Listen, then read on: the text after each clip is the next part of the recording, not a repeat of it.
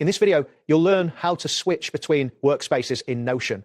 This guide will help you navigate through your available workspaces efficiently, ensuring you can access the right content when you need it. Begin by opening the Notion application on your preferred device. If you are not already signed in, enter your account credentials to access your workspace. Once you are logged in, locate the workspace selector.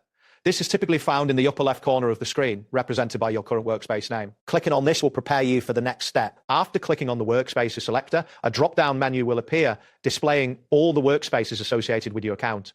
Take a moment to look through the list to find the workspace you wish to switch to. This step is crucial, as it ensures you are aware of all available options before making your selection. Click on the name of the workspace you want to switch to. Once you make your selection, you may notice a brief loading indicator as Notion updates the content to reflect the new workspace. This loading period is normal and indicates that the application is retrieving relevant pages and databases associated with your chosen workspace. After the content has loaded, take a moment to check the sidebar on the left side of the screen.